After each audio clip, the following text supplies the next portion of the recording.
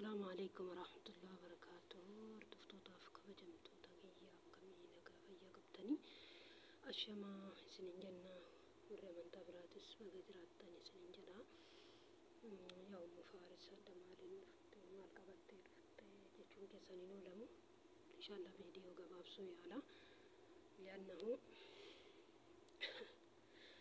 بولين تينا garuuka waan bulee haa ta'u ammoo mudannoo fi himachuun barbaachisaadha jechuudha. Maaliif sababni isaa akka obboleeyyan keenya barnoota irraa fudhataniif malee wantoota biraatiif yookaan aarii biraatiif wanta kana dubbachuullee hin barbaadu. Lammaffaan ijoollee obboleeyyan kiyyaa yookaan obboleeyyan kiyyaa nama keessattuu maatii kiyya ta'e keessa baay'ee nama galateeffatu jira jechuudha. Maali ebalullee jechuudha baay'ee dhugaa dubbachuu fi nama lubbuu kiyyaa awwalatti lubbuu kiyyaa rabbii gaditti namni na bite keessaa isaan tokko jechuudha. Ammoo mudannoo kana keessaa wanni isinii bahuu barbaade asumaan galata jaraa galchuu barbaadu akka ijoolleen keenya barnoota irraa fudhatanii fi isiniin jedhe. Wallaahi dhugaa dubbachuu fi biyya ormaa keessa jirra nu martinuu ni beeytanii. Biyya ormaa keessa jiraachuun tokkoffaa namni wanni waa dalaguu fi asitti mallaqa hin qabatu jechuudha. Beekamaadha mallaqa hin qabatu mallaqa gara biyyaa ergaa jechuudha. Yeroo ergu kana waan duuba isa mudatullee odoo shakku maaliif gizee dheeraa fatiraa nagahummaa isaatiin waan turee fi mallaqa sana harkatti hin qabatu jechuudha. Yoo mallaqa harkatti qabatu ta'e yookaan parsantii muraasa wayiiti jechuudha. Kanarratti wallahi subhanallah mudannoo ajaa'ibaatti nu mudate jechuudha. Tasuma takkaan dhukkubanii hin beekanii na dhukkubee jechuudha. Asumaan viidiyoo isinirraa gabaabsa. Garuu gizee kana yaadadhu baay'ee dhugaa dubbachuuf amma taan na bayaa jechuudha. Booda ammoo nama mana ijaaruu mallaqa of harkaan dhaabu gizee jirjirsuu kana keessatti na dhukkubetti maaltu na mudate isin fakkaate. Mallaqa xiqqoo harkaa qabu mana yaalaa lama seenee na harkaa dhumattee haganan illee na gaafatanii seenee jechuudha. Yoo mana misafaa hakuumaa yookaan mootummaatitti yeroo na ajajan tanmatu achiin na dabarsee jechuudha. Obbirsoonaa tamtamaa naan jedhan yeroo kana mana dalagaa irraanii deemee achi seenee jechuudha. Mana dalagaa irraan deemee mana yaalaa yoo seenu akkana naan jedhan namni na bira hin jiru mana yaalaa akka dhufee dalagaa irraan. Booda achumatti lafti na marte maali hakuuma na ajajanii hakuuma tokkoffaa hin beeytanii waa hedduu asinnaa hedduu fudhataa jechuudha. Alhamdulillah garuu maatii qaba haa galatoomanii asumaanii wallahi baay'ee haa galatoomanii obboleettii qabatte adaadatti yafaa qabatte obboleen tiyya kaa humnaanis na bira dhaabatan kaa bakka jiran irraa wanni na bira dhaabatanis ni jiranii qalbiin isaanii cabde. Booda ammoo kalas gara manaa galee kalas isaanii kootu eessa jirtaa jedhanii bakka sanitti na dhufuuf yaalii goonan naannumatu dhufa baasii baastanii hin dhufinaa jedhanii gara manaa deeme. Yoo gara manaa deemu kalas mucayyoo hiriyyaa xiyyataa dhugaan jaaladhu qabaa jechuudha. Gizee tokko hiriyyaan jaalatanillee bakka hedduu keessa sigantii jechuudha. Kuni galiin sumallee hin jedhamu wallaaluma jedhama malee jechuudha. Akka kootitti asirratti namni waan kana dhugatti keessatti qaqqabaa laalaa jechuudha. Booda akkas dalga hirkadhee kalas bilbila kana isiin sirritti isiin ol beeytanii marritti dubbadha jennaan akkana bilbila lafa kaayee asitti gad haasa'ee obboleettii tiyyaa kun akkanatti tasana dhukkubee dafxana dhukkubee daddafee mallaqa haganaam gaafatanii hagana gimmaasha kafala gimmaasha wanniidhaa jedhan hinduuti jedhan kalas doona murteessanii yoo wanta kana daddafneeti nama liyaa hin goone hinduuti jedhaniin alhamdulillah. Namni jedhe malee waan rabbi jedhe malee hin taatu jechuudha namni jedhee fi miti. Booda ammootu maannaan jette yoo isin hin jedhe garuu jechoota ilmi namaa jechuu hin qabnillee yoo haa ta'u namni dogongora ofii beekeetu sirreeffachuun bareeda. Obboleeyyan keenyaaf dhaamsa haa ta'u wanti mallaqa akka harka qabatan jechaa fi malee dhaamsa baay'ee isinii haa ta'uuf isinii dabarsee jechuudha. Booda lammataa akkuma ani wucatu jira dhiifama akkuma dalagataa jirta marii naan jette. namni kun nama bultii keessa hin jirre birrii harkaa qabdi anis ni beekaa jechuudha. Birri biyya ergadhee yookaan akkana godhe jechuu dhiistee mala gabaabaan jechuudha. Akkumaan dalagadhu dalagataa hartaatillee naan jette hayaa jedhee waan biraan dubbanne yeroo kana nama dhukubu miiree waan biraatti hin dabarre bilbiluma akka nama harkumatoota ol qabee bilbilatti gaccufee hima cabbisee jechuudha. Maaliif amma dhugaa dubbachuuf dhukkubbiin kiyya kun dhugaallee ittiin fakkaanne dhugaa rabbii yoo dubbanne dhugaa ittiin fakkaanne maalillee annahu namni tokko ni deema jechuun yeroo dheeraa waliin turanii akkatti namni waa ta'uun beeku namni gariin ammoo ilaalcha gabaabaadha jechuudha. Maal ta'ame jedhee yaaduu durseeti maal taate turra gaariidha jechuudha. Maaliif namni kun takka gadi hin ciifne rifachuu qabda jechuudha rifatta jechuudha. Booda achirraa uummata kiyyaanii hin dalagadha dhugaadha nama dalagataa ture namni iyyuu na beekaa alhamdulillahi kaayyoon kiyya takkittiidha. Booda maaliif isiniin jedhe kanarratti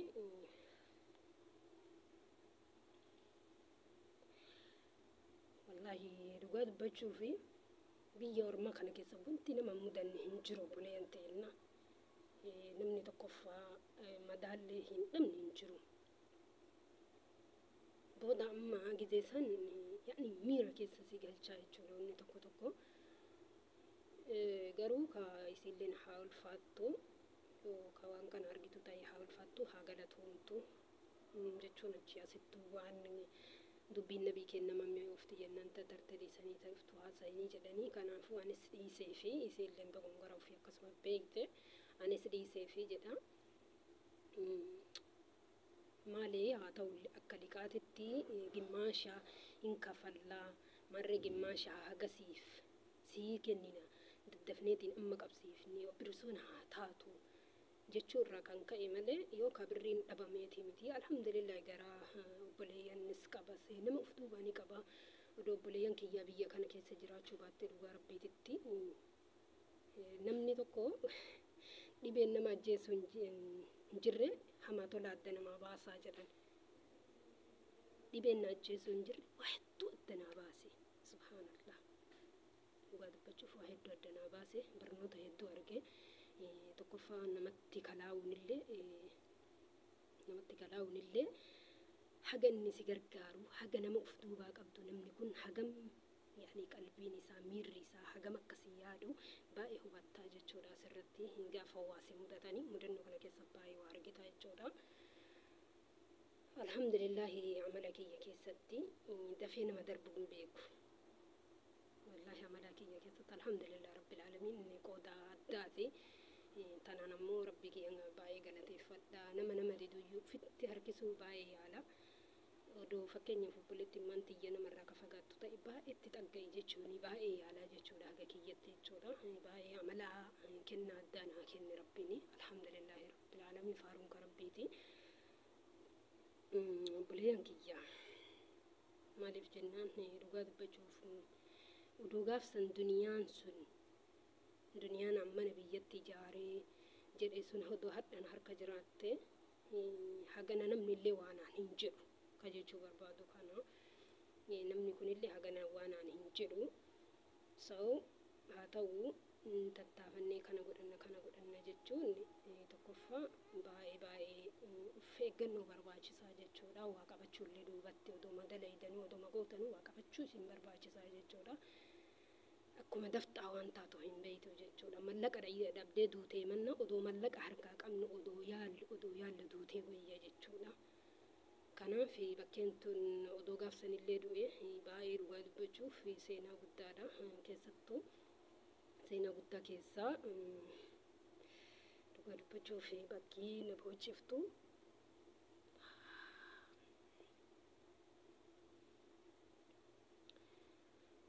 na boojjiftu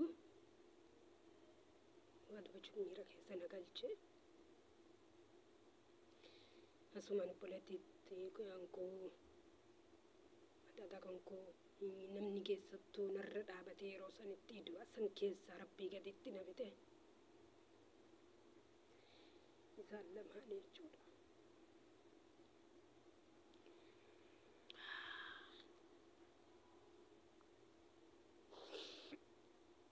isaan lamaanii.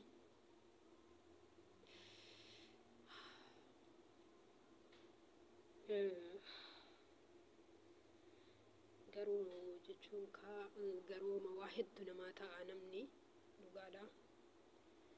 Baay'ee qalbiin jaraa cabde dhugaa dubbachuuf achirraa eegalee hamman tanaatitti baay'ee qalbiin isaanii maaliif jennaan akka kalee jiru hadhan jiru waan ta'eef anuma kana akkanumattuu na laalanii baay'ee naaf gaddan jechuudha.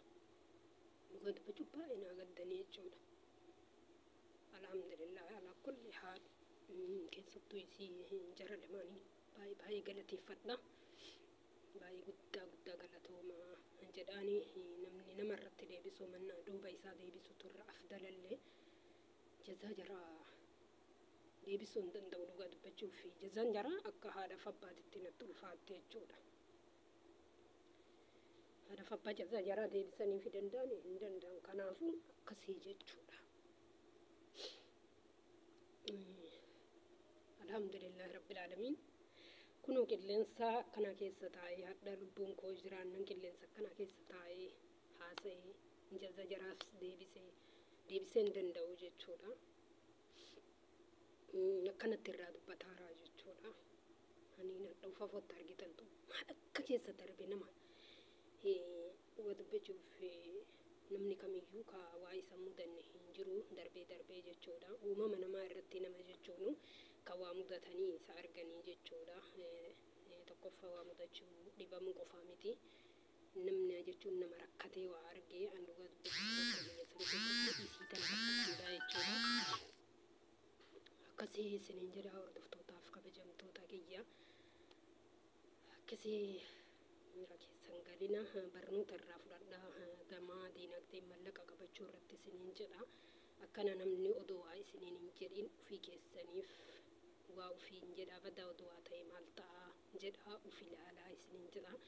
Kanaaf wallaahi dhugaa dubbachuun barnoota guddaa irraa haa fudhattanii malee ani yookaan jaaladheeti boo asirra jaaladhee odoo hin taane nama akkamtu na duuba jira nama qabaachuu qabda tokkoffaan akkuma dura isiniin jedhe nama qabaachuun dirqama ilma namaati jechuudha. Nama wajjin jiraachuun dirqama ilma namaati. Kanaaf dhaamsa kan koo kanaaf dabarfadha isiniin jedha. Asirraa akka barnoota argattan abdii qabaa isiniin jedha. Obboleeyyan koo akka viidiyoon kiyyaa isinitti tolus abdii qabaa. Akkasii du'aayis naa godhaa akka gara maatii kiyyaa hangalus akka inshaallah ilmoo fi abbaa manaa kootitti akka rabbiin nagaaf nagalchuu du'aayi naa godhaa isiniin jedha. Of turre inshaallah nama fayyaa guutuun galu akkasii san keessa darbine jechuudha. Innis na bira jiru maatii kana bira jiru haadhaaf abbaan kiyya biyya jiranii rabbiin obboleetti kiyyaa fi akkuma dura isiniin jedhe jara lamaan tanaa haati kiyyaaf abbaan kiyya illee asitti jechuudha. Alhamdulillah kenna rabbiitii jira qabaachuun kootu shukran jedha wallahi laaziim jazaa jaraa kafalee fi hin danda'u jechuudha. Akkasii akka viidiyoon kiyya inshaallah barnoota gaarii isiniif ta'u abdii qabaa isiniin jedha. Akkasii hiriyyaan gaariilleen obboleettiin gaariilleen haati adaadaan ijoolleen abbeerota kun baay'ee si fayyada jechuudha. Gizee rakkoo keessatti baay'ee si fayyada. Gizee kaanis sirraa fagaatan ati namarraan fagaatin jedha asumaani amshee yeroo si gatan ati jaran gatinii jechuudha. Wanni guddaan akkasii obboleen koo dhiifamaa wallaahi dhugumaa ni dhiifama guddaa isiniin jedha. Laayik sheer sabskiraayib godhaa barnoota isinii haa ta'u isiniin jedha. Akkasii inshaallah dhaamsi an qabu kanas akka viidiyoon kiyya isinitti tolu abdii qaba inshaallah akka barnoota isinii ta'us fedhii qaba. Namni na beeytana idala na beeytanii jechuudha. Wantoota mudannoo kiyya kana dhugatti barnoota obboleeyyan teennaaf dabarsee jechuudha. Warri na beeytan ammoo dhugaadha jedhaati. Na barreessaa koomentii keessanii isiniin jedha. Salaamu alaikum warahmatullahi wabarakaatuh. Obboleeyyan koo na waamanii iddoo illi ta'e jechuudha. Bakki kun amma jijjiiramee jira haala jira akkuma dura haala jirutti haala jira jechuudha. Akkasii inshaallah du'aayis naa godhaa fi obboleeyyan tiyya ta'aa jira. Biyya san kana hunda keessan waliin dabartes maallaqaanis humnaanis namni humnaan nama bira jiru dhugaa dubbachuu fi akkuma dura isiniin jedhe adaada tiyyaa fi obboleettii tiyyaa jechuudha. Humnaaf waa hundaan nu faana dhaabbattee jirru jechuudha. Waa hundaan namni ammoo mallaqa nu faana dhaabbatee waa hunda waa qabaayee guddaa dabarse hiriyoota xiyyaa fi obboleeyyan xiyya tariiraatii fi obboleeyyan teenya ta'aa kiraas jiranii. Kanaaf obboleeyyan xiyya ta'aa kiraasaniifis obboleeyyan xiyyaa ta'aa qiiqiitiif kanneen inshallah kanneeniif du'aa sirriitti akkanaaf gootan inshallah abdii qabaa jechuudha. Du'aa naaf godhaaf rabbiin akka umrii dheeressee jedhus du'aa akkanaaf gootan abdii isinirraa qabaa isiniin jedha. Wallahi amma durabbaa miira keessa galee dubbadhe amma ammoo turee isinitti deebi'ee dhiifama.